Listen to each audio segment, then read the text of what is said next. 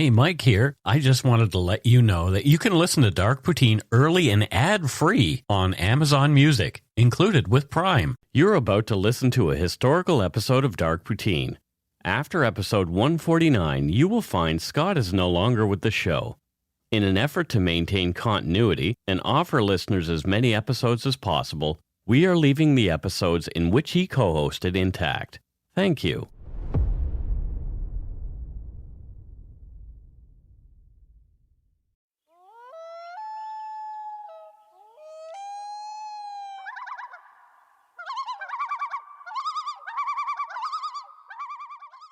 Welcome to Dark Poutine. I'm Mike Brown, creator and host. With me, as usual, is my good friend and co-host, Scott Hemingway. Say hello, Scott. I'd like to take a minute. Okay. To thank all of you lovely, lovely people. Well, there you go. Thank you.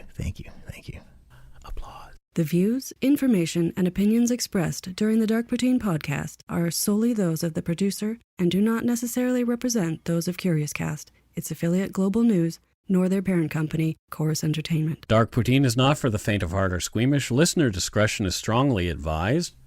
We're not experts on the topics we present, nor are we journalists. We're two ordinary Canadians chatting about crime and the dark side of history.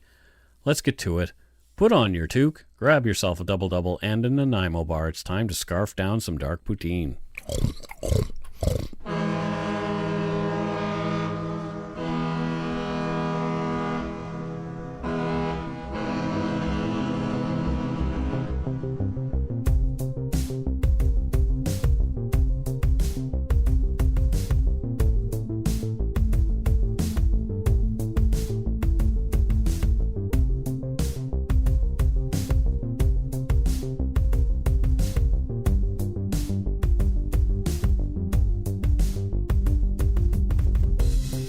Well, there you go. This is episode 95. Holy shit, we're knocking on 100's door. Yeah, and this is one that I hope will make people think about some things. It's a topic that is very divisive at times. Oh shit, okay. We're going to present it in a way that we hope is true to everybody in the story. Okay, all right. Okay? I'm curious. And this is another one that I have a lot of personal connections to. Wow, okay. Way more, actually, I think, than many of the ones that we've already covered. Yes. Okay. So there you go. Oh. It was Tuesday, August 1st, 1995, a mild summer evening in Ottawa, Ontario, our nation's capital. Mm-hmm. A beat-up car pulled up to the curb near the CJOH TV building on Merivale Road at around 6:50 p.m. The same car had been noticed there twice earlier in the day, at 6:50 a.m. and 12:30 p.m., and that's around the scheduled times of the newscasts. The nightly news hour had finished an hour earlier, and most folks involved had already left for the day. A heavy-set man got out of the car, limped around to the rear of the vehicle, and opened the trunk. He dug around for a few moments, finally extracting a .22 caliber rifle. It was loaded and ready to go. His hair was freshly cut and his beard was newly trimmed. The man turned and walked into the parking lot of the TV station, rifle in hand. His plan was to shoot the first person he saw coming out of the building. That person was the station's much-loved sportscaster and former NHL hockey player Brian Smith. Brian was headed to one of the many charity events that he attended each year. This one was for the Children's Wish Foundation. The man took aim and 2 shots rang out. One bullet struck Brian Smith directly in his forehead. The 2 small brass shell casings from each shot clattered to the ground as Brian Smith, lovingly known as Smitty to his hockey pals and fans, collapsed in the parking lot. He was bleeding from a mortal wound. The man calmly walked back to his car, returned the rifle to the trunk, got back in, and drove away. In the shooter's mind, he had done what he had to do. To him, this was the only way, other than what he'd tried already, to get the attention he felt he needed. To him, this horrific act was entirely the right thing to do. He was headed home to wait for police. He believed they already knew what he'd done, and where he was because he believed his thoughts were being monitored. This is NCR, the slaying of Brian Smith and the life of Jeffrey Arenburg. Okay, I think I know this one. Yeah. Yeah, okay. So the next day, the papers cried, "Sportscaster gunned down." The Ottawa Citizen reported that the gunman was a white male between 35 and 40 years old. He was between 5'11 and 6 feet tall, weighing between 180 and 210 pounds. They described him as scruffy with a pot belly, short brown hair, and a trim beard. He wore a green t-shirt and jeans. He left the scene in a beige, late 80s or early 90s Ford Crown Victoria, which turned onto Clyde Avenue. The car was last seen eastbound on the Queensway, east of Maitland Avenue. We obtained much of the archived coverage of the shooting from the Ottawa Citizen newspaper's reporting on Brian Smith's shooting and the aftermath. Brian Smith's wife, Alana Keynes, worked at the newspaper at the time. Oh, geez. Alana later told the Fifth Estate's Bob McCune that she heard about the shooting at CJOH by way of the newspaper scanner. Worried for Brian's safety, she called the station. They told her that Brian was fine, which was not true. Oh. But she seemed grateful later on for their dishonesty. So they intentionally said that, eh? Yeah, because they didn't want to tell her. Okay. They thought that it was the police's place to tell her, I guess. I get I'm it. speculating. I get it, but I'd maybe say, we don't know, call the police, but... Yeah. Alana found out soon after that Brian's injuries were grave. The only hope he had for any kind of recovery would involve severe impairment and most likely would require years of close medical care.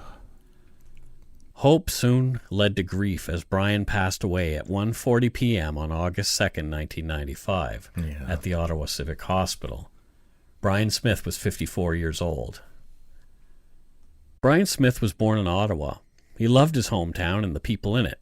He came from a hockey family. A lot of hockey players do. Yeah, it's typically, not actually in the genes, but there's a passing down component of tradition. There are many hockey families here in Canada, that's for sure. Yes. His dad, Des Smith, played in the NHL, most notably for the Montreal Canadiens and the Boston Bruins. Oh, so they had both played in the NHL. His younger brother, Gary, was a goaltender who played for the NHL for a few teams, including our very own Vancouver Canucks in the 74 and 75 and the 75-76 seasons. According to the Ottawa Citizen, Gary earned the hockey nickname Suitcase for being traded so many times. Okay, yeah. That's quite a hockey joke, actually. Yeah. At the time of the shooting, Gary was living in Vancouver working at a horse racing track, and I assume that was probably Hastings. Yeah. Brian had played 13 years of pro hockey before getting into broadcasting. He'd spent 2 seasons in the NHL playing for the original Los Angeles Kings and later the Minnesota North Stars. Over 2 seasons, Brian played 67 games, scored 10 goals, had 10 assists, and 33 penalty minutes. He even played 7 games in the playoffs. That would be quite a rush. Right? Yeah. So, he wasn't a superstar hockey player by any means if he's scored 10 goals in 2 seasons, but to score a single goal in the NHL is quite a feat. To make it to the NHL is quite a feat. Exactly. To play 2 seasons is 100% pretty remarkable. Yeah. After retiring from hockey at the end of the 73 season, he became a sports anchor at CJOH and was a fixture there after that. He'd auditioned for the job with 0 experience, but the news director, Max Keeping, had seen a lot of potential, so Brian was hired and started almost right away. Well, there's an experience to hiring a professional athlete. Yep. You might not have broadcasting experience, but you have the sports experience. You have the pedigree. You know what you're talking about. And Brian was known to be able to talk. Yeah. Brian had met his wife, Alana, when she was interning at CJOH. The two fell for each other and were married in 1993 after dating for 6 years. The nuptials took place in Fort Lauderdale, Florida, at the City Hall. According to the Ottawa Citizen, the couple were, quote, wearing their best golf clothes. That was pretty cool. Yeah. Alana was quoted in the Ottawa Citizen as saying, quote, he was happy all the time, witty, good-humored, always optimistic. She said he felt embarrassed when someone asked him for an autograph. She also recalled, quote, he had no patience for phoniness. He really likes genuine people. He's not a schmoozer. Oh, I love this dude. Yeah. His friends said he, quote, showed up every day, which in hockey terms is quite a compliment. Yeah. A quote attributed to Brian Smith in the August 2nd, 1995 edition of the Ottawa Citizen sums up the kind of guy he was. Quote, whatever I say, I always believe in, but you can't say I'm not going to say this because this is going to piss a lot of people off. If you want to say it, say it. Let the chips fall where they may. You can't hit a home run every night. End quote. Interesting. So, he knows he's a sportscaster and he's going to say some things that are going to upset fans. And, get people wound up and writing letters. And at first, people thought maybe this person who shot him was a fan who was upset with something that he had said about a particular sports team. And I think in some capacity we can relate in the sense of, it doesn't matter what you say when you're in a public sphere. Yeah. It doesn't matter what you say. You're going to piss some people off. So for sure. Just say what you believe. Exactly. Some Ottawa streets were closed for Brian Smith's funeral at St. Patrick's Basilica on Nepean Street for a massive crowd of over 4,000 wishing to attend. That's beautiful. From Wikipedia, quote, the Ottawa Senators honored him with a Smitty 18 patch on their jerseys, which they wore for the 95-96 season, and with a banner hanging in the rafters at Canadian Tire Centre. The press box at Canadian Tire Centre was also renamed the Brian Smitty Smith Press Box in his honor. Oh. Flags flew at half-mast at an Ottawa Lynx baseball game, and a tribute was held by the Ottawa Rough Riders, not the Ottawa Rough Riders. Sorry to make that joke. Inside Canadian joke. Whose players raised their helmets while the crowd joined in a 1-minute cheer. Oh. So he was a much-loved guy in Ottawa. Well, just hearing about him, not even knowing him or watching him, he sounds like a really, really cool chap. Yeah, being regional, typically the sports are regional. We wouldn't have gotten to see him here. No. But he would be like our Tom Larscheid or someone like that who people really look to, or John Shorthouse. Squire Barnes. One of those folks. Exactly. Squire, who works for Global, which is a chorus feeling it. He's a much he didn't play hockey. Physically, I think he's like you and has brittle bones. Yeah, no, physically he's not one to follow that path, but he's much loved. Being the giving person that Brian Smith was, his organs were donated and other people got to live longer and better lives after he passed away. Brilliant. The day after the shooting, a man fitting the description of the gunman presented himself to the Ottawa police. The man's name was Jeffrey Arenburg. The 39-year-old, limping and walking with the aid of a cane, sat down with officers and admitted he was the one who had shot Brian Smith. The meeting was recorded. You can watch part of it in the Fifth Estate's episode on this case, and you'll find a link to that in our show notes. I love the Fifth Estate. It's excellent. Yeah. Jeffrey sits calmly in the video, arms crossed, his cane on one leg leaning across his thigh.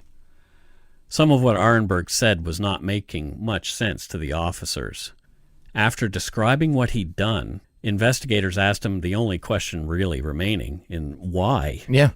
Jeffrey said, I quote, I can't get it before the courts because no one will listen to me. If everyone had equal rights to the law, shit like what happened would not happen. That's all I got to say about it. Vague? Right, yeah. So what do you mean? Jeffrey asked, do you hear people talking in the background in like a low frequency? And he also said, it don't exactly come from the radio, but it's like in the background. And then he followed up with, it's through the airwaves or something. Well, that's a pretty strong indication of where his mind is at. He's a person with problems. Yeah. Jeffrey Arenburg was saying that he'd been tortured by voices going back years. He'd run into trouble a few times, and we'll talk more about that later, claiming people were stealing his thoughts, broadcasting them, or even making movies based on them. He claimed he knew who Brian Smith was, but had no issue with him or his family. Brian Smith was, according to Jeffrey, quote, in the wrong place at the wrong time. It was that simple to him. For years, he'd wanted someone to listen to him. Shooting Brian Smith was what he saw as an act that would prove to the world he was being persecuted. Okay. It was in Jeffrey's mind the action of a desperate man. He was hoping now that he would get a face-to-face meeting with the Prime Minister. Yeah, that's not how it works, but this guy's clearly, his head is not functioning properly. Yeah. Arenburg was taken into custody, his rifle seized from the trunk of his car. Jeffrey was charged with first-degree murder and immediately ordered by the court to undergo a 60-day psychiatric assessment. Mm-hmm. A list of other media personalities was found at Arenburg's apartment. Oh, okay. He had other people on his mind. So who was Jeffrey Arenburg? Great question. First off, surprise, it's another case that I have connections to. This time I know many of the players. Okay. All right, I'm intrigued. Jeffrey Robert Arenburg was born in Bridgewater, Nova Scotia. That's right, my hometown. On December 30th, 1956. His family had a farm in Upper Northfield where my grandmother was from. Okay. And he and I are most likely cousins in some distant way. It's a very, very small community, and everybody there is related. Not incestually, but everybody there is related to each other. That is fascinating.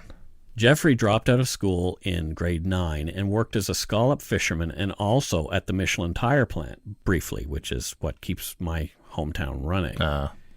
He'd married briefly, and before they divorced, he and his wife had a child. Oh. According to his family, from an Ottawa Citizen article 4 days after the shooting, Jeffrey showed his first hints of mental instability as early as 1983 when he was 27. The article was unspecific as to what the initial signs were. In 1989, though, Jeffrey had a fall, badly injuring his back. He also suffered head trauma at the time. Okay. He was unable to work anymore and had to walk with a cane afterward. There's where the cane comes from. Okay. He said much later on that this is when the voices in his head started in earnest. Interesting. Right after he has some severe head trauma. Interesting. Okay. He started to travel back and forth between Ottawa and Nova Scotia. Due to his disabilities, he needed to do something less manual for work. He decided on studying materials management at Algonquin College in Ottawa in 1990. I have no idea what materials management is. I guess managing of materials. Yes, you are probably correct, Scott.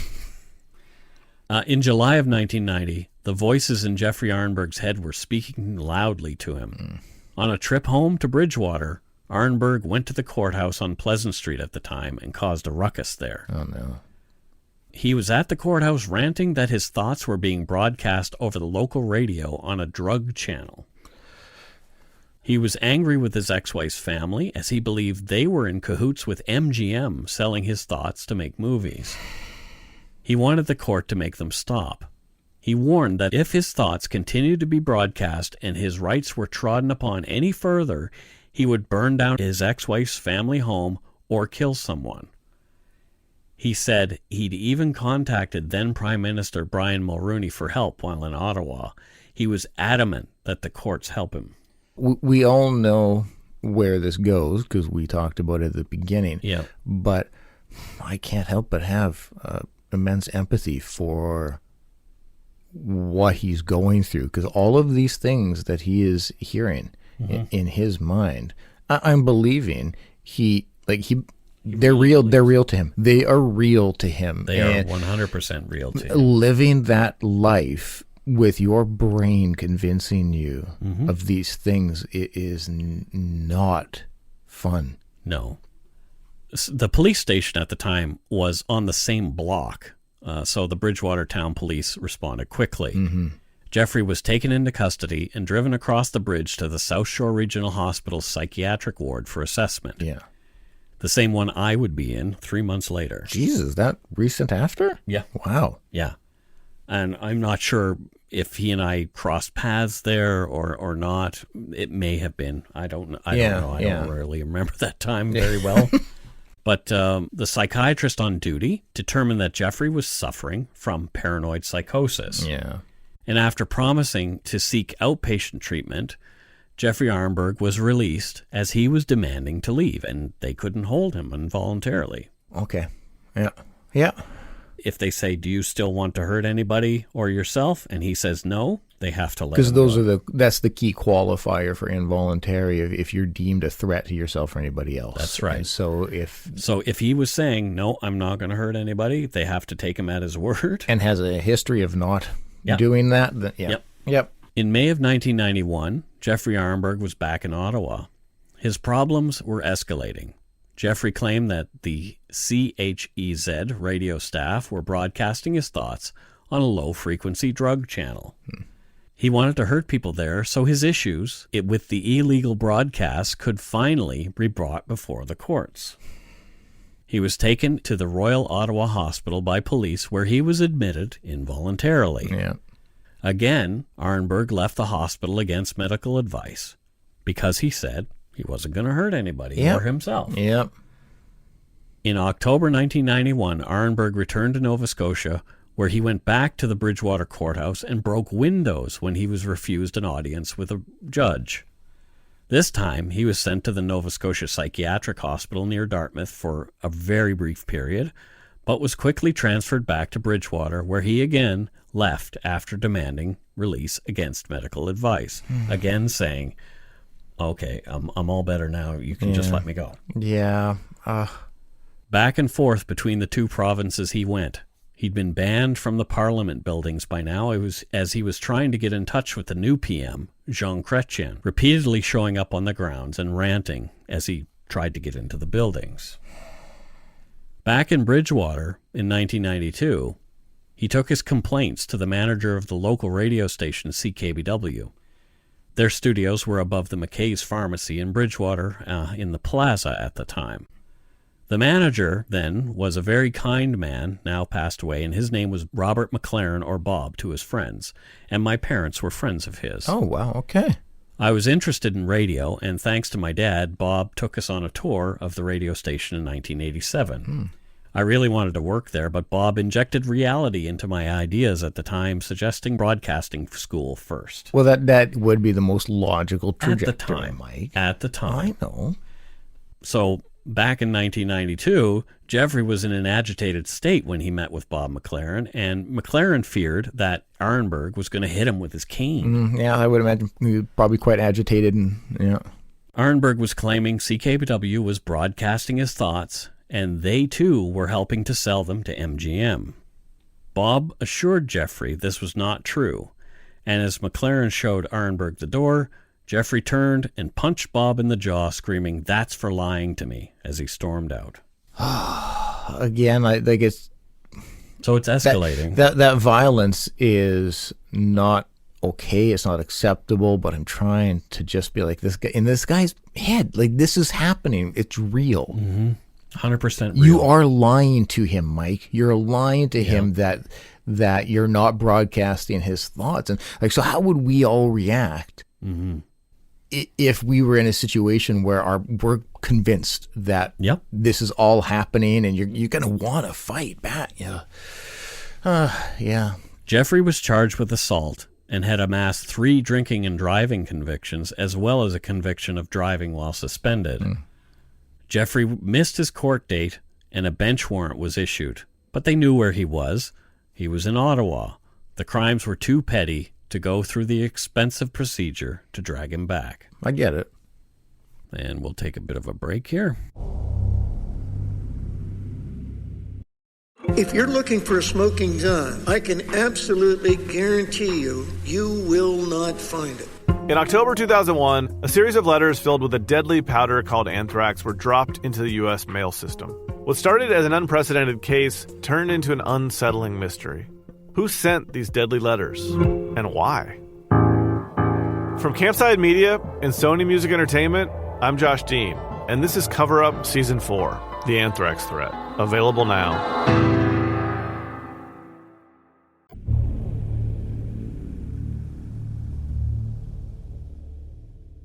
And we're back. Jeffrey Arenburg returned to Bridgewater. He turned himself into police in the summer of 1994. Judge Joseph Kennedy, also a family friend that we've mentioned before, presided over Arenburg's sentencing hearing on the assault charge against Mr. McLaren. It's a small town, so everybody knows everybody. When Judge Kennedy asked if Arenburg wanted to address the court, he jumped at the chance. Oh, yeah, I bet. From an Ottawa Citizen article from the 5th of August, 1995, and please bear with me, this might be hard to follow. We'll briefly break it down after the quote, Okay. but it's in Jeffrey's language. We're hearing how his brain functions. Correct. Or we're hearing how his brain functions out of his mouth. We're not really hearing really how it functions. Yeah. You know what I'm saying. I do. Quote, "Okay," he said. "I'd like to know why I can't get legal representation to do something about CKBW and their drug channel room. What I can make out, just what they call it.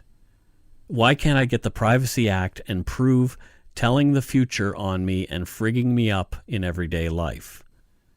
I'd like to have an explanation.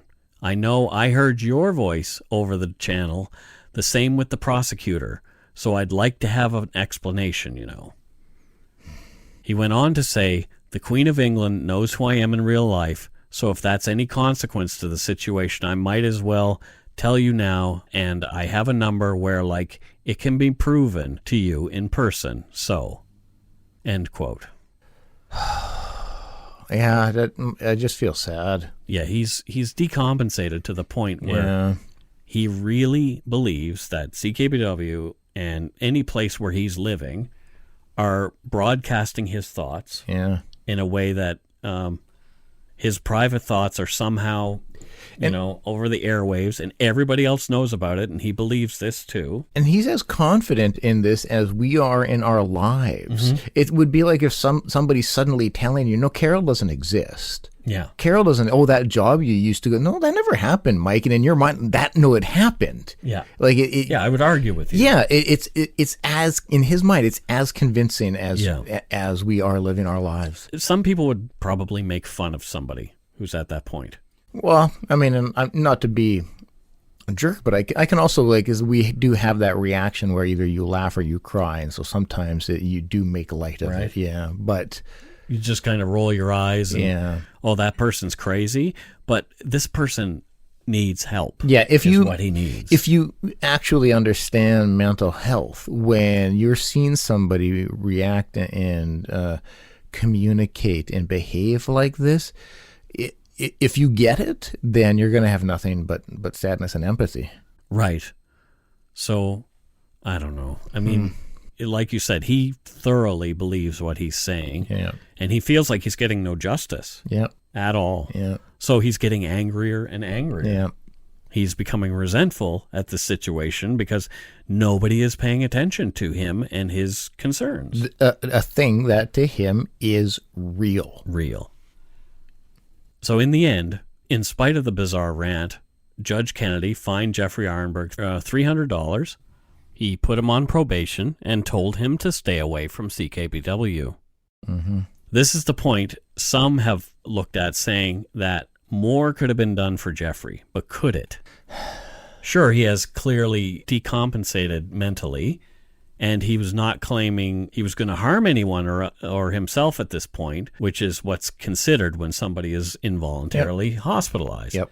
So I'm not even sure Judge Kennedy could have legally ordered him for assessment in the situation, given the current laws. And if he did, in all honesty, it would have just been a very similar result to the other times, be it days, weeks later. I'm doing good. I'm not going to hurt anybody. Yeah, exactly. And, A CBC article that I read stated, quote, "The court assumed that as part of his probation he would receive treatment, but he did not," end quote. Regardless, Jeffrey wasn't getting the help he needed in the broken system. Perhaps what came next could have been prevented. The system failed Brian Smith and Jeffrey Arenburg on a number of levels. Okay. When Jeffrey Arenburg went back to Ottawa this time, he had his .22 caliber rifle and ammunition in the trunk of his car. He moved into a 2-bedroom apartment with a couple, a friend and the friend's girlfriend. He was going back to classes at Algonquin College, but the voices persisted. After the shooting, it took a while for the case to come to the courts. Okay, yeah. Because, first of all, we had to initially deem, is this person fit to stand trial? Yeah, no, that makes total sense, yeah. So he was released from the hospital on September 29th, 1995, to await trial in prison because he's deemed, yes, fit to stand trial. He was sent back to the hospital for a month in 1996, and over the next year and a half, he began refusing medication. Oh, okay. His mental state deteriorated, and the delusions and hallucinations invaded his world again. Yeah, probably increasing. Yeah. Yeah, if you're not going to be taking any meds or anything, the thoughts are not going to be getting better. Right. On February 17th, 1997, another hearing finds Jeffrey now unfit to stand trial. So he's sent back to the hospital. This time, he is involuntarily medicated. Yeah. So according to a CBC article on February 18th, 1997, quote, the court orders Arenburg be returned to the Royal so he may be treated and made fit to stand trial. Being rendered fit to stand trial are the only circumstances under which someone can be forced to accept medication. He is started on an injection of a long-acting antipsychotic drug, end quote. Interesting, okay. So I couldn't find anything to back that up, that this is the only time they can give you medication involuntarily. Yeah. But it kind of makes sense because they want to ensure that the court case gets handled and all that kind of stuff. Yeah. But it's fairly interesting that this is the only situation in Canada where that's okay to involuntarily give somebody medication. Yeah. At the time. Well, yeah, I guess we take that seriously. We take human rights. Yeah. Yeah. How dare we?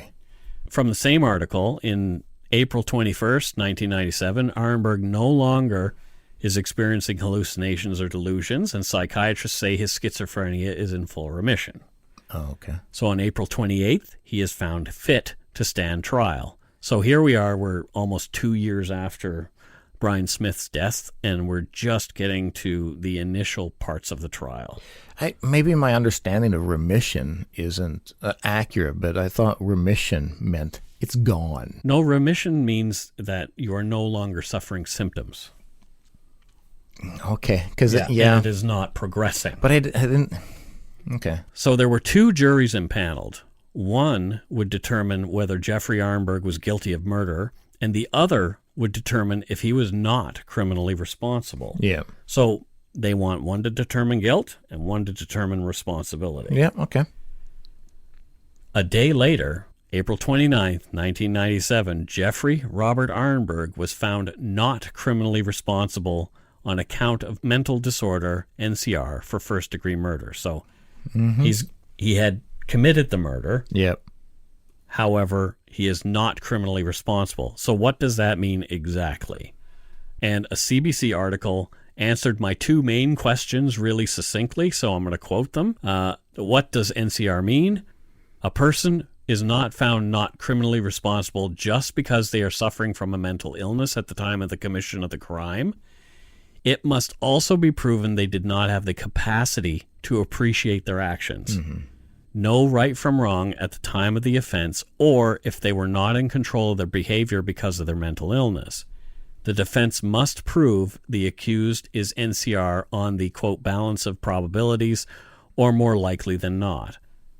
Only 2 in 1,000 cases end up with an NCR verdict. 2 in 1,000. Yeah. And of those, charges of serious violence only account for 8.1% of NCR cases overall. So that's a very small percentage. Yeah. But these cases get a lot of attention. Well, because the belief out there is, you just have to claim that you're insane and you're going to get... It is not easy. No. You can't fake your way through an NCR. Well, I don't know. I've never tried. Well, I mean, is it possible? Sure. But, you can't just... Yeah. I don't think that Jeffrey Arenburg was planning all the years from 1983 to 1995 to possibly shoot Brian Smith. So he's faking it for 22 years prior. That's not...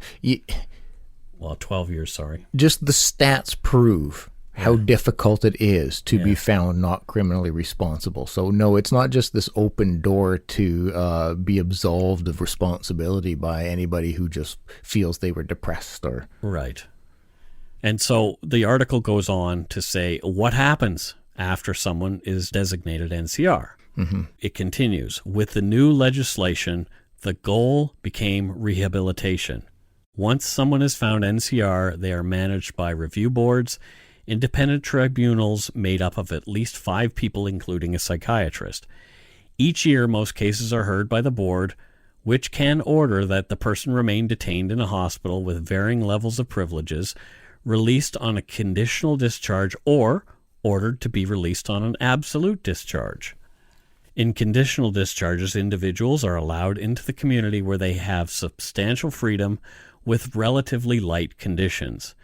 Absolute discharges means they are free without any supervision and are granted only when the boards find the person is not a, quote, significant threat to public safety.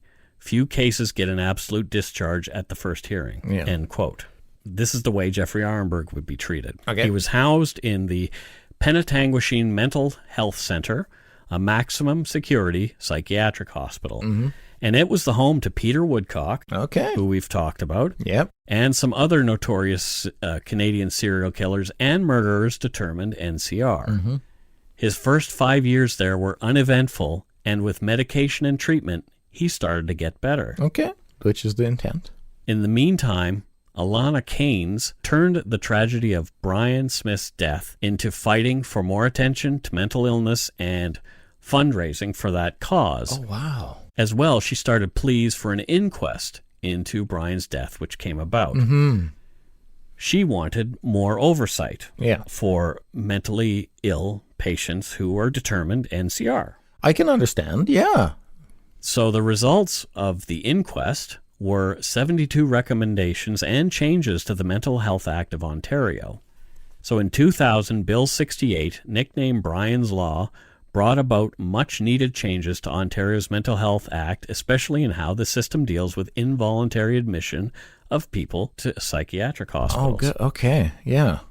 And all this is in the hope that a tragedy like the one that befell Brian Smith would never happen again. Yeah. As Jeffrey's mental state improved, more freedoms were given to him, mm-hmm. from escorted through non-escorted day passes, and in 2003, he was sent to a group home, and then on to live with his brother.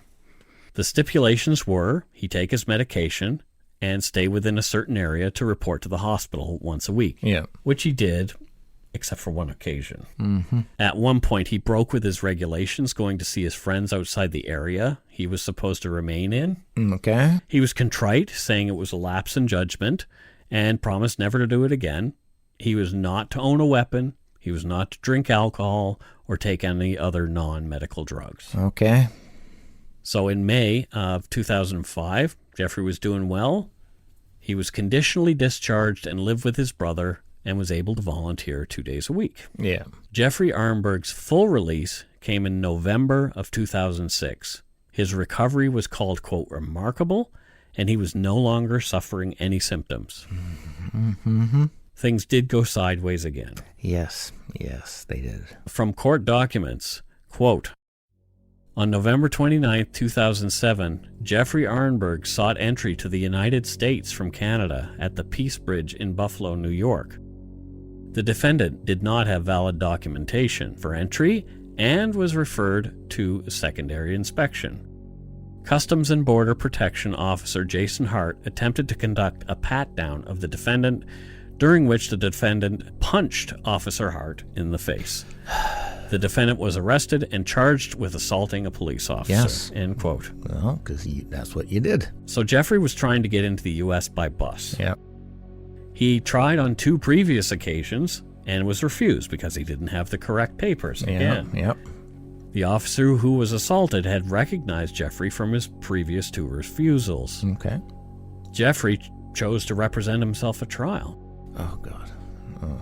From court documents, Jeffrey Arenburg, quote, made various statements before the jury, both during his open statements and during cross-examination of government witnesses, wherein he referred to microwave channels in his head, the broadcasting of his thoughts over radio and TV, and a conspiracy by MGM. So that's why he wanted to back across the border. He wanted to go talk to MGM now. Oh, okay. So the voices were back. Yeah. Although Jeffrey claimed he was taking his medication the whole time, but it seemed pretty clear that he was not. Yeah. That's one of the challenges. Unless you're watching somebody take it. Exactly. And we'll get into that. Yeah. We are definitely going to get into that. Jeffrey made a terrible lawyer for himself and was convicted for the assault. An appeal was filed on his behalf by a public defender, but his conviction was upheld. Mm-hmm. Jeffrey was sentenced to 2 years in prison, but with time served, the sentencing judge said he could do his time back home here, saying, quote, enjoy Canada, end quote, whatever the hell that means. What? Yeah, it's like saying it's an awful place to be. Yeah. I don't know. Jeffrey was deported from the U.S. in September 2009 and dropped off at the Ontario border, where he went back to his brother's house for a while after that. Mm-hmm. Jeffrey's troubles were not over. In 2012, a police officer in Quebec tried to pull Jeffrey over for speeding, and he fled. In court, Jeffrey called the judge an idiot, which earned him another 6 months incarceration for contempt of court. Yes, it does. You don't do that. No, you can't call the judge an idiot. No. Jeffrey moved back to Bridgewater in 2013, where he holed up in a crappy motel near the outskirts of town. I know that hotel well from my bad old days, if you know what I mean. Very highbrow? No, it is not very highbrow. 5 stars? It is like no stars. Negative stars. It is a place where people go to drink themselves silly or buy drugs. Okay. Yeah. Or it used to be. I don't know if it is still. Yeah, it's sad. Life was not good for him there either. He was struggling again, and according to the Fifth Estate documentary filmed there at the time, he couldn't make life go. The documentary shows Jeffrey Arenburg shaking hands, fingernails just a bit too long, index and thumb on both his left and right hands yellowed and almost brown from years of smoking heavily. His icy blue eyes and long hair and gray beard, all disheveled, and his mustache was also turned orange by nicotine. Jeffrey, wearing reading glasses, sits on his laptop in an unlit room in his dingy hotel. McEwen says the laptop has no internet connection, but Jeffrey just spends hours in front of it playing solitaire. People were afraid of him in Bridgewater. Yeah, I can understand. They knew what he'd done before. Yeah. People remembered, hearing about what he'd done in Ottawa. It was a national story. Yeah.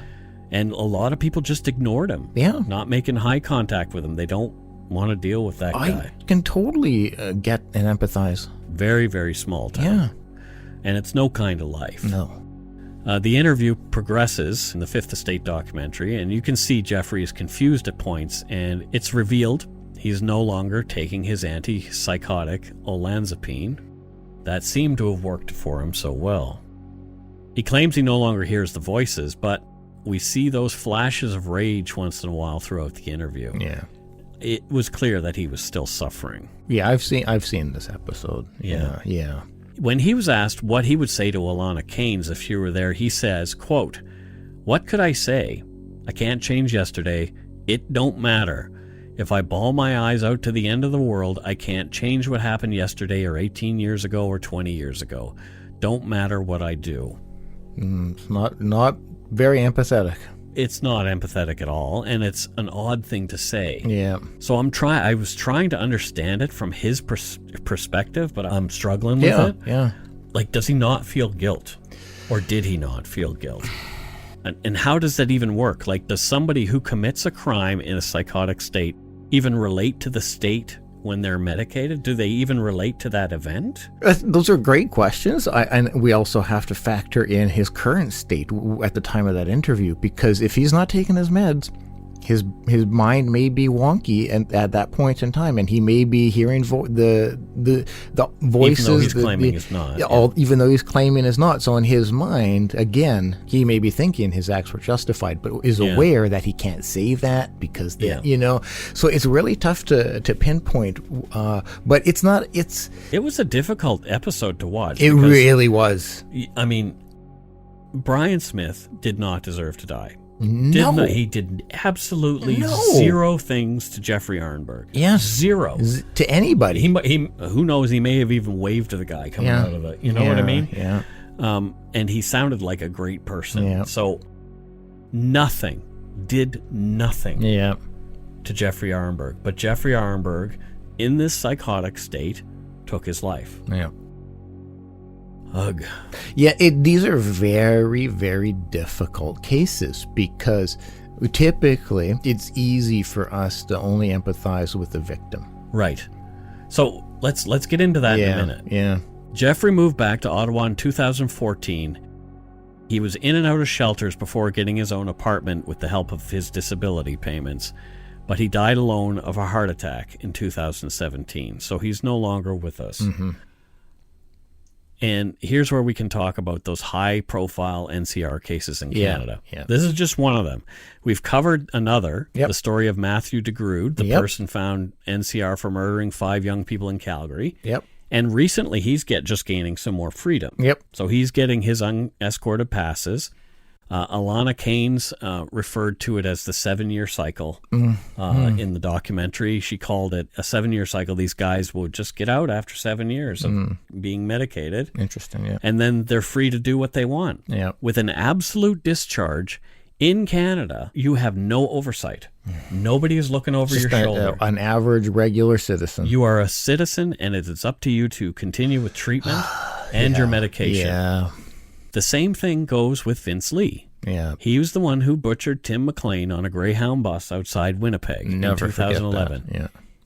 Vince was so decompensated, he cannibalized this young man, eating his eyes and a portion of his heart. It's one of the most... I remember when it was happening vividly. It was terrifying. Vince has since gotten an absolute full release and has changed his name. He's moved, I believe, to he was in Winnipeg for a while. I think he's in Edmonton now. But whether or not he takes his medication is now solely up to him. Yeah. Yeah.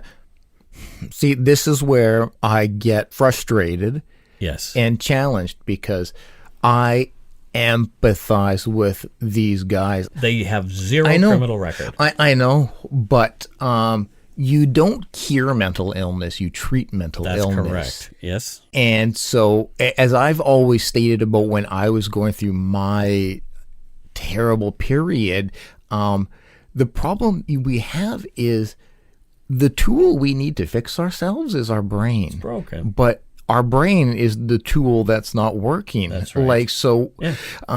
There's no guarantee. There's no guarantee that these individuals can. You go for it. You forget to take your med one day, and then you know what though? Like I feel okay. I feel fine. Yeah. Let me try it for a few. If a week's gone by and I feel fine. I'm not here. Maybe I don't. Maybe I'm better and I don't need this. And then gradually. And then it slowly, progressively comes back. And you're right, your brain is no longer functioning. You can't self-report or self-medicate. And so it's, do I support the system? Yes. Do I think we need to treat these people differently? Yes. Is the process of them where they go to be treated proper? I think so. But I can't say I would be comfortable with them living next door. Okay. Just being blunt and honest, I can't say I would feel comfortable if one of these individuals was my neighbor, knowing how easy it can be to slip into a previous unhealthy state. So this raises the question about these high-profile NCR cases. I mean, like we said, there's only a few of them. Yeah, they are very. There's a minimal number of people who murder and are declared NCR. Yes. And I don't have a problem with that designation. I don't have a problem with that. But it's like leading up to that. What could have been done for Jeffrey Arenburg? There were all these opportunities where he could have been sent for the help that he required. Yeah. But it's like our system is set up until somebody actually commits the crime or commits an act. I shouldn't even call it a crime, because in the court's mind, this is not a crime. Yeah. It is an act. Yeah. I think the challenge comes into play, though, is that I'm sure in the court system you see daily, if not multiple times a day, this exact behavior.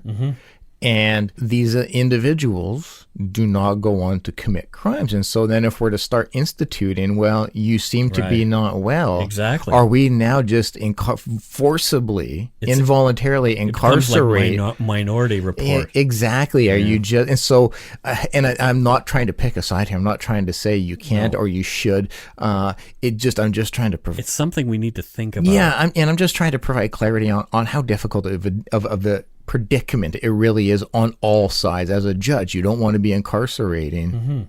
I've known a lot of people who are schizophrenic, paranoid schizophrenic. I shouldn't say a lot. There are a few who have been in my life, and those people do say some scary things sometimes. But I have never been hurt by any of them. Even though I have heard, like I say, scary things, I have never seen them hurt anybody else. And they likely never will. Yeah. The vast majority never will, and can be functioning parts of our society. Yep. And we don't want to just start locking them up because of fear. Absolutely not. I mean that's draconian. Yeah. We don't want to go backwards in human rights to those days. But in the same vein, when you know the result of these cases and you go, well, there were these opportunities where we have seen, like, there has to be a better way. I'm not going to claim that I know that way, and I'm not going to claim that it's an easy way to find it, but there has to be a better way we can identify and manage these individuals. It's like how can a medical professional maybe assess that person whether or not they're dangerous? Exactly. I totally agree. I mean, Jim Clemente talks about it quite extensively. Past behavior is a definite indicator of future behavior. Absolutely, yes. So, but Jeffrey Arenburg didn't kill anybody until 1995. He was violent. He punched Bob McLaren in the face, and if you knew Bob McLaren, he's such a nice man. He was a tall guy. He could handle himself. He wasn't like a monster or anything, but he could have handled himself. So his indicator is he'll punch somebody. It's not shooting until 1995 when Brian Smith is shot for no good reason at all. You know, I think there's also, we need to reassess as a culture as well. Like, I struggle with the thought of involuntarily forcing people into a psychiatric ward or anything. But so let's go. Let's stop talking about pre-offense now. Okay. So somebody has been found not criminally responsible for a murder. Yes. Okay. Now they're feeling better. They're out. Yes. They get an absolute discharge. This is where I have the problem. Me as well. So if you you don't have a criminal record, but the courts and the community are well aware that you are capable of this offense. If you are not taking your medication. Yes. If you are not taking your medication, you can decompensate to the point where you think murder is okay. Yes. So, I talked earlier about how easy it is to suddenly not be taking. Oh, I feel better. I forgot to take it, and I feel like it's not difficult. I know it's expensive, politicians. I know it's expensive to do, but perhaps we should have something set up, like if you're convicted of a crime and you go to jail for life. You are responsible to check in with police for life upon release. You are never excluded from life imprisonment. You could go back to jail if you mess up again.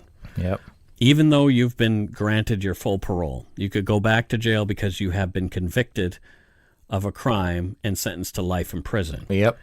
So, and I don't want to compare NCR to life in prison, but at the same time, that action doesn't need to happen again. Well, and we don't want it to happen again. So let's set up some way that these guys have to report to a medical professional every month. Just Go to if you go to a medical professional every month, you're taking your meds, they check you out, they say, yep, you seem great, fantastic. Yeah. If you don't show up, you're back in the ward. I'll even go beyond that in the sense of, so what we know and has been proven is that while medicated and doing what you need to do, you're healthy and stable. Mm-hmm. When not medicated, your brain malfunctions. Yes. So that is one of the key fundamental deciders in how this person is going to be conducting themselves moving forward. And so for my understanding with methadone, and again, like I'm not just, I support all these things, but you have to go and take it in front of the people who provide it to you. There's other reasons for that. But yeah. anyway. Well, but I mean, I know. I have familiarity with that whole system in a way that maybe you don't. But I know you're spot on, but I'm just saying, like, there's got to be something that can be implemented and set up where it is mandatory. Your release. Mm-hmm.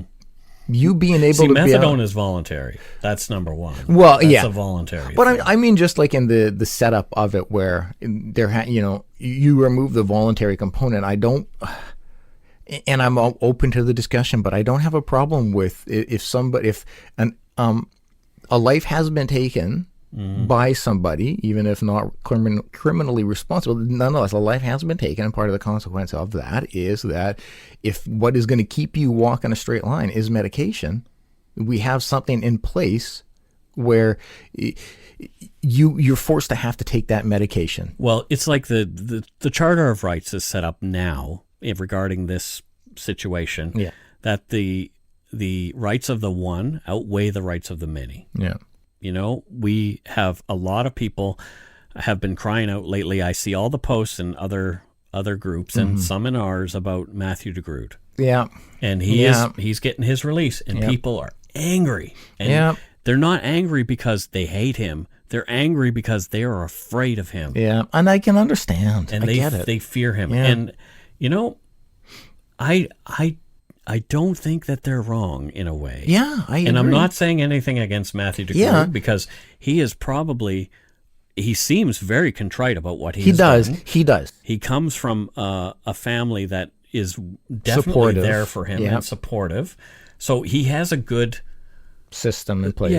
He's got a good support system to ensure that he transitions well. But I get the other side too. Yeah, I get the other side. Like you're worried for your safety and your lives, and we got to find a way in Canada to deal with this better, because people laugh at us for this stuff. Other countries are like looking at us and saying, "Wow, that's crazy." Yeah, but then we look at them and we're laughing for quite the opposite because reason. We think they're too harsh. Yeah, well, not that they're too well. Well, there are people in jail for stealing a coat for life in prison. Exactly, and so which is ridiculous. Yeah, there's no perfect system, but we live in Canada. I love our country, and I would love for us to help pioneer our country some way to better treat and navigate these situations, because I'm not. Well, and this is my entire intent in tackling this particular case. Yeah. And there are some other not criminally responsible cases that I plan to tackle. Yeah. And they will not be Matthew DeGrood again, no, because we've talked about that. Nor will it be Vince Lee, because that has been done to death. Yeah. People know all about that case. Yeah. There are other ones here in Canada that I think are worth looking at. Yeah. And at no point in time are we trying to say anything. We're not trying to steer anybody in a direction. We just want to have a conversation of the survivors and their needs aren't warranted. Alana Keynes has done a lot of work. She sounds like an amazing woman. She said herself, this ripped a hole in my soul. Yeah. Of course it did. Yeah. And her watching Jeffrey Arenburg not being contrite probably hurt again. Absolutely. And the thing I love is, though, how she's trying to be, like, her steps are actually being an advocate for mental health. Trying to create more support around it to prevent these kind of things from happening, which is most people, myself included, would probably just want, my focus would be on this person no longer existing. Yeah. And so she's an amazing and strong individual. Yeah. But in the same vein, I get mental health. I understand it. and I have empathy on that side too. And so this isn't about like a side. This is about how can we try to find a way to best support society and the mentally ill. There you go. Yeah. So that's it for this week's story. Holy crap. Whew, what a doozy. Yeah, so we had a lot of discussion, which is good. Yeah. I would love to be involved in making a difference in this way. Yeah. So if somebody knows of a rights group that we could possibly even talk to after another NCR podcast, when we talk about this particular topic, we would love to hear from them. Oh, absolutely, yes. So we are open to ensuring that the advocates have their say on both sides. And if people want to advocate for something other than... Yeah, because as we say at the beginning of every episode, we're not experts on anything. No. And so we're okay being wrong or uninformed. We would love to be able to have conversations and discussions where we can learn as well. We've just got some ears now. Yeah. So let's make the best use of this. Yeah, absolutely. So absolutely. If I can make it any kind of difference in the way things get done, that would be fantastic. It would be amazing, sure incredible. Yeah, 100%. That's just would just be the most powerful thing to have ever achieved, is to create some kind of cultural improvement. A change of some kind. Yeah, for the better. Yeah. Well, I'm pretty sure we could do it the other way pretty easily. I've done a lot of that. Anyway. Yeah. That's it for this week's story. Whoa. Ooh, nap time. No naps. No. Scott. Yeah. Somebody called us and was very upset with us. Oh, shit. With us? With us. Okay. Yeah. And, there was some directed directly at you. But let's have a listen to this person, and we'll address his concerns. Okay, well, on the other side. You're speaking for me, but let's, I'll see if I want to address his concerns. Well, on the other side of the voicemail, we'll have a conversation. Okay, let's take a little listen-y poo. I don't understand this. Why doesn't anybody answer this phone? I really need to get a hold of you. My name is Francis J. McGillicuddy III. I have something to say to you two young bucks. If you use our last name in a negative way anymore, I'm going to have my lawyer excoriate you two. You will be burned at the stake. I don't know what we're going to do. I've had enough. Shitbird McGillicuddy, poo butt McGillicuddy, turd lips McGillicuddy, predator I just have had enough. And especially you, Hemingway. That's it. So, yeah, he had some special words for you there. Wow, he's pretty... Well, I forgot his name, but why is Sunshine McGillicuddy so worked... Oh, it's Francis McGillicuddy III. Are you sure? That's what he said. I swear it was Sunshine McGillicuddy. Oh, no. I swear it was. No, you've done it before. You use McGillicuddy as the last name of somebody that you're making fun of. Or that may happen. It may have happened. Numerous times since I've known you. It may have happened a bunch of times. Bunch of times. But now, Mr. McGillicuddy is there on the other end. Well, maybe we should... Feeling as though he's being hard done by. So. Okay, but like burn us at the stake? And great application of the word excoriate. Well done there, Sunshine. Yeah. Oh, jeez. But I don't...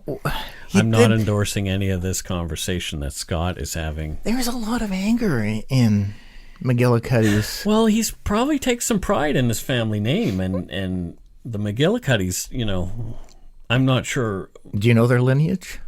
I'm not even interested in their lineage. Okay. Well, maybe we should bring in Sunshine to have a sit down and we'll work this out together. Maybe on one of our after shows we'll do that. We'll have a little powwow and a come to Jesus moment.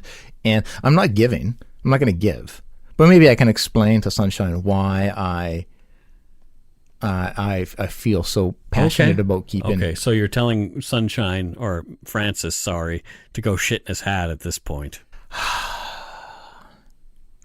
To shit in his McGillicuddy. Yeah. Well, there you go. So if you want to leave us a voicemail, much like Francis McGillicuddy III did, you can do so at 604 604-595-2448. That's right, 604-595-2448. You can also find that number again on darkpoutine/contact.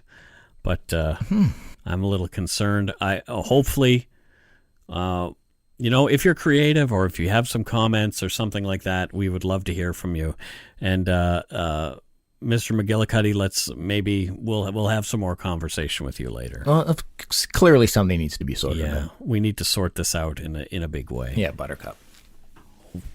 Who are you calling Buttercup? Mr. McGillicuddy? Yeah. Well, what did he do? Well, he seemed quite angry, so I'm trying to give him calm, pleasant names. Like Sunshine is Sunshine. beautiful. Everybody loves Sunshine. Instead of Poo Lips. Everybody loves Buttercups. So, just trying to...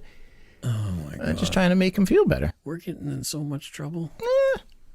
It needs to happen sometimes.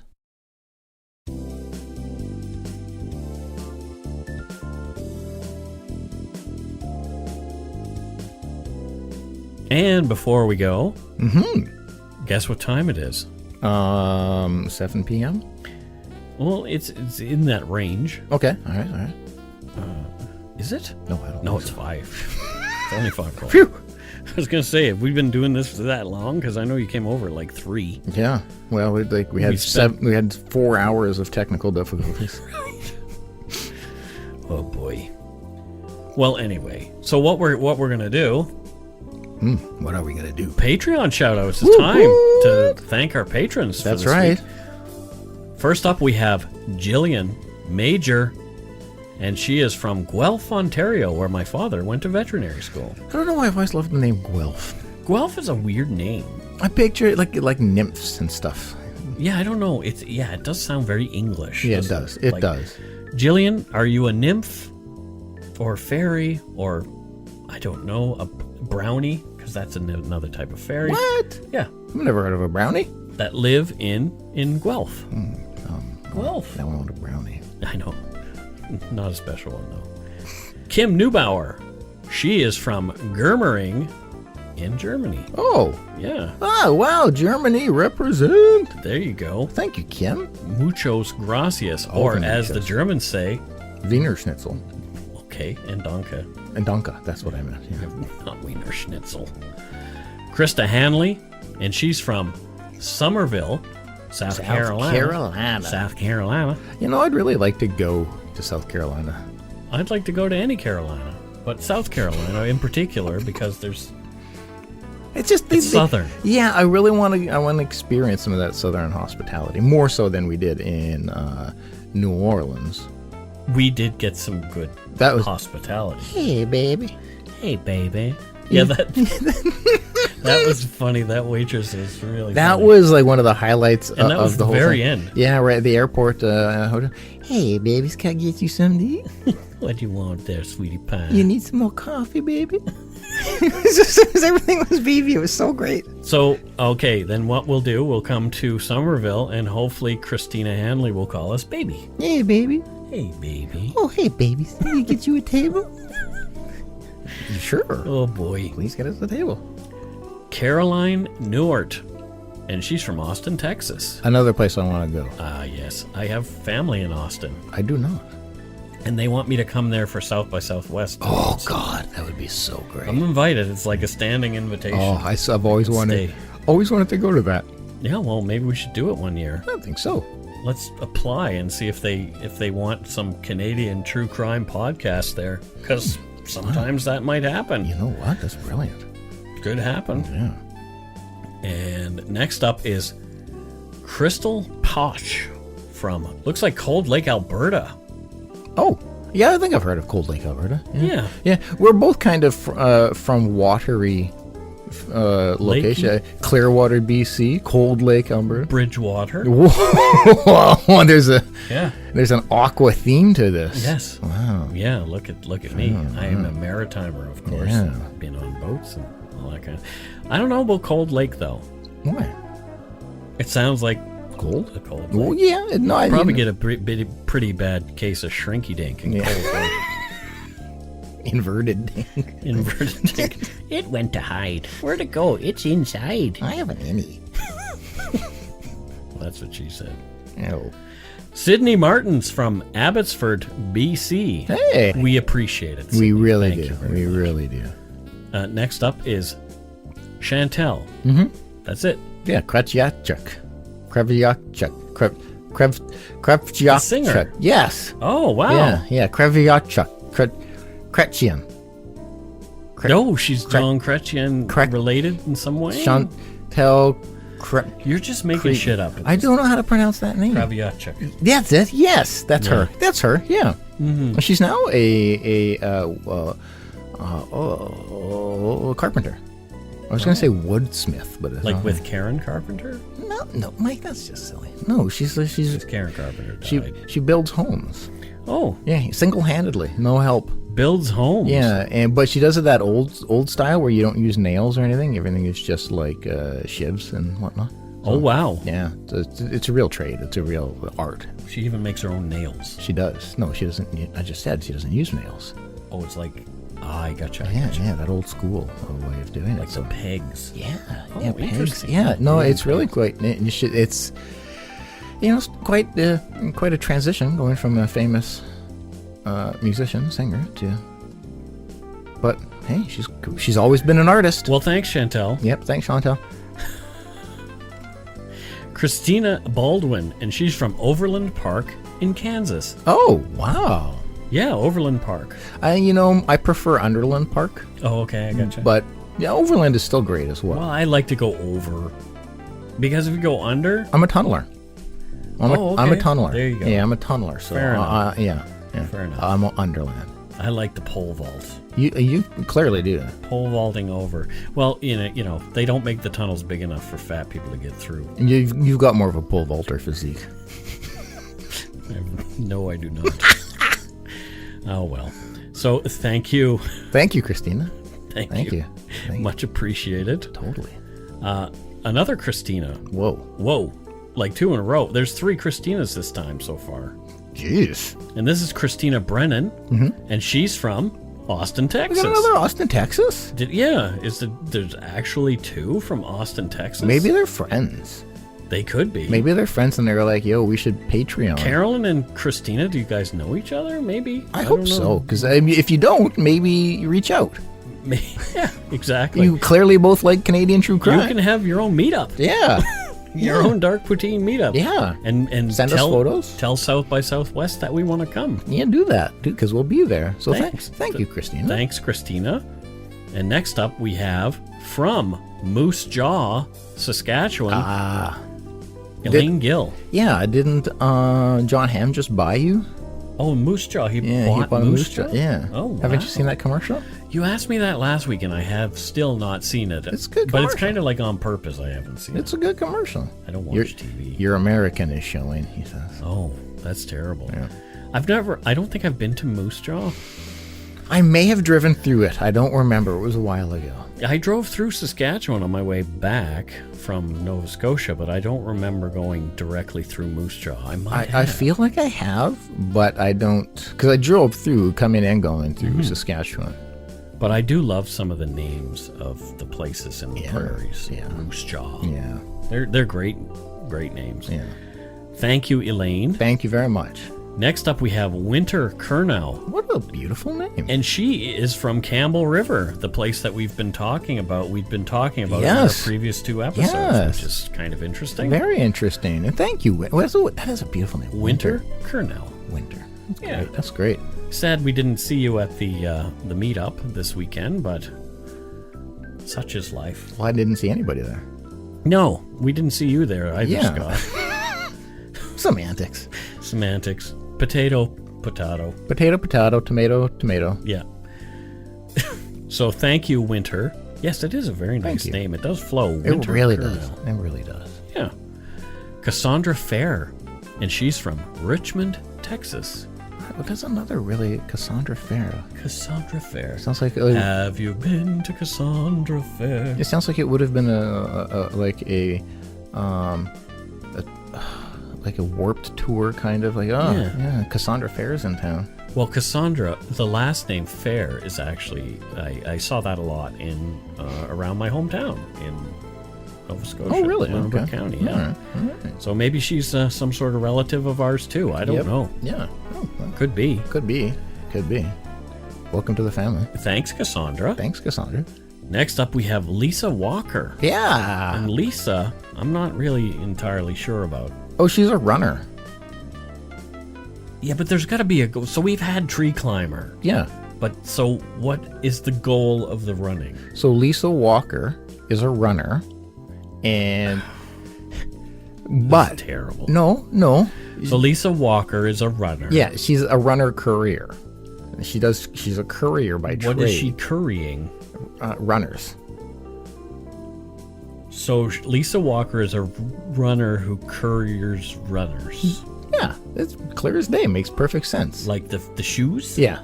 Okay, so it's not like other runners. Like she doesn't have actual humans in her backpack, That's preposterous. as is most things that we talk about. No, this is part of the show. Facts aren't preposterous, Mike. Well, thank you, Lisa Walker, Runner. who's a runner. Yeah. Thank you very much, Lisa. Jen Burke, and is from Mississauga, Ontario. Did you know it's the Mississaugiest? Apparently, is it? I always thought, like, when I hear Mississauga, I hear the word Mississippi in it a little bit. Yeah. And then I hear Sauga, and I think soggy. Wow, now that's in my head. Mississauga. Yeah, now that's always going Like, to be I think it's like damp. Always very damp in Jeez. Mississauga. I know it's not. Moist? I've been to... Carol's favorite word is moist. Yeah, she just turned the show off. She stopped listening. But yeah, Jen, so I know Mississauga isn't soggy, but I don't know what it is. Oh, no, Mississauga. Yeah, now me and everybody else listening has that in our heads. That it's soggy? Thanks, Mike. But thank you, Jen Burke. Yes, much appreciated. Sylvie Monette, and she's from Calgary, Alberta, That is really... where the Flames beat the Canucks the other night very soundly in their home opener, shutting them out in Game 2. Yeah, sure. I'll take your word for it. Hockey. Scott doesn't watch anymore because the Canucks are no good. No, it's not even the Canucks. It's just like I just lost interest in hockey after But here's the thing. 30 they years. were never really any good. The Canucks I love. I've always loved the Canucks. Yeah. But that's just, I don't know. I don't know what it is. It's just a sad thing now. Yeah. Yeah. It's a sadness. So thank you, Sylvie. Thank you, Sylvie, and enjoy your Flames hockey. Yeah, I mean, they'll sure. they'll do great this year. Sure. I love the Red Mile, like that. Their whole that's awesome. They're very into their game. Yeah. And like I wish that Canucks fans were as on board as we used to be. I don't think we've ever been like that though. We had an Orange Mile. That was mainly just stuff on fire from riots. No. Yeah. You're a terrible person. Well, not inaccurate. Then there's Nick O'Toole from Ambler, Pennsylvania. Well, hey, Nick. Nick O'Toole. Wow. Yeah. Oh, thank you. Ambler. So do people just amble around? Is it named after like zombies? Like zombies ambling about? No, it was actually, the city was originally called Rambler. Oh, but the R fell off the sign, and they just went with it. They just couldn't afford to put it back. It'd be easier for us to just capitalize the A. Yeah. And, so somebody drew painted a big A. Yeah. Well, we're Ambler now. Yeah, so now we're ambling. Yep, change your letterhead. Well, there you go. Yeah. So thank you, Nick.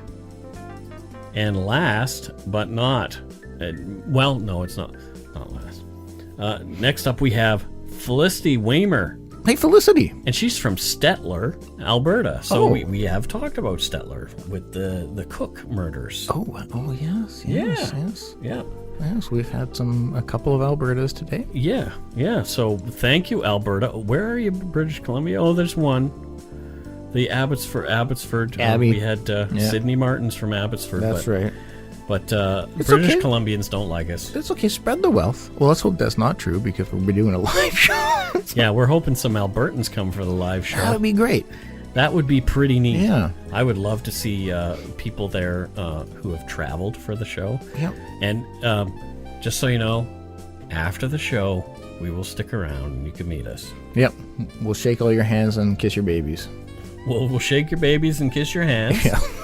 And that's what we'll do. We'll sign foreheads. Right, because we're not allowed to touch anything else. Yeah, Because we'll sign- our wives will be there. We'll sign foreheads. Yeah, they won't. They are not happy with that kind of thing. Well, as they shouldn't be, you know. Oh. We had some donut money, Oh, okay. and it's from Maggie Mihalko, Thanks, Maggie. and she is from York, Pennsylvania, oh, in the United States of America. that's outside of Canada. It is outside of Canada, Yeah. but she said, "Hi, Mike and Scott. I just want to say thank you for the wonderful podcast that is Dark Poutine. At first, I found it almost comically Canadian, but as time went on, you both shared your stories and gave the victims and their families time and respect they deserve. Oh. Dark Poutine quickly moved to the top of my podcast list as one of the best true crime pods out there. Truly a pleasure to listen to, even on the darker days, because of the thoughtfulness and regard you approach each subject. I hope that continues to shine through. Yeah. I've just finished binging all the episodes, but I plan to download them all to re-listen on my flight to Italy for my honeymoon. Well, congratulations! Congrats! Oh. Poutine shall be spread across the globe. Enjoy the donut money. Make sure you get a double-double with your order. Well, you know what? Thank you so much, Maggie. That was so sweet. And congrats to you and your new partner, because we don't want to assume anything. Nope. We have learned better. Love is love. Love is love. So, in Italy, what a great place to go for a honeymoon. She gave us donut money Yeah. just getting married and going on honeymoon. Like, Yeah, that's wow. crazy. That's crazy. Like, save your money. You and should be go. asking us for money. Like, Well, don't those say are that. those are Somebody might actually. those are not inexpensive endeavors. No, Weddings and honeymoons. No, both of those things are quite They'll bankrupt you. exactly. And we got a message from Brittany Corcoran. And she said, "Hi, my favorite Northerners. I changed my Patreon to PM last month, but have not heard a shout out. Oh, what? Oh no. Oh no. I must recommend you go shit in your hat, poop in your toque. Love." So That's fair. That's fair. Brittany, we're so sorry. We're Canadian sorry. Yeah, we're It's which not is the just like a ultimate default sorry. Yeah, that's the Like, it's ultimate like, sorry. Yeah, we're the ultimate sorry. Yeah. So thank you for upping your pledge to PM status. Yes, Brittany. Sometimes we miss that in the notifications. It doesn't notify us properly. So yeah, thanks for the heads up. that you Brittany. did that. Brittany. Yes. We are so sorry. We are so sorry. Call and leave us a voicemail so we can play it on the show. Yeah, that's a great idea. Yeah, if it doesn't cost you money to actually do that, because we are far away, I presume, from Brittany Corcoran. But you know what? If you've got one of those cell plans that allow you to make those calls in U.S. and Canada, call. Yeah. Well, call that we'll number. even put it on the air. I mean, unless there's a death threat or something. We'd even play that. Yeah. I think probably we'd play that. Yeah, probably. Yeah, and then we'd be calling the RCMP as well. But yeah, and we'd be doing all that live. Have the RCMP here. And No. that sounds like a lot of work. Yeah, it does sound like way too much work, to tell you the truth.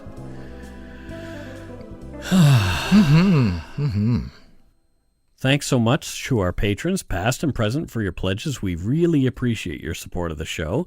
If you want to help support us, you can do so at patreon.com/darkpoutine, or for one-time support, you can send some donut money via PayPal at our email address, darkpoutine@gmail.com.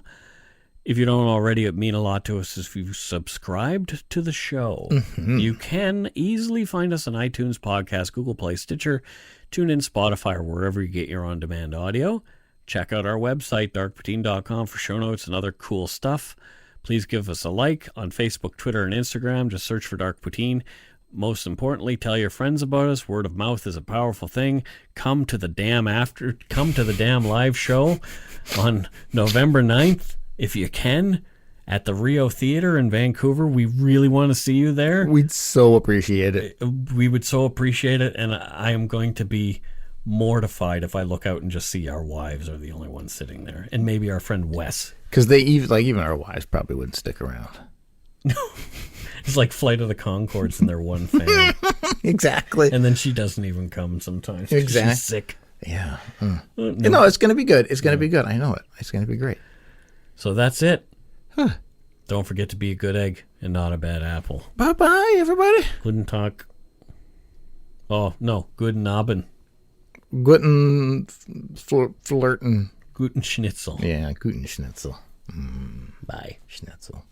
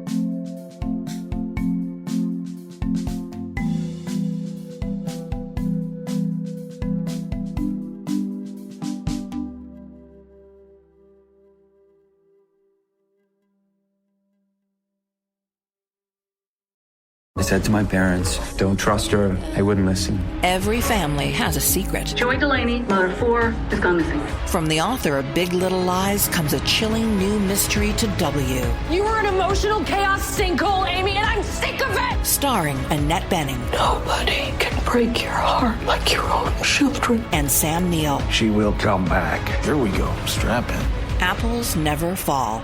All new Thursdays only on W. Stream on Stack TV.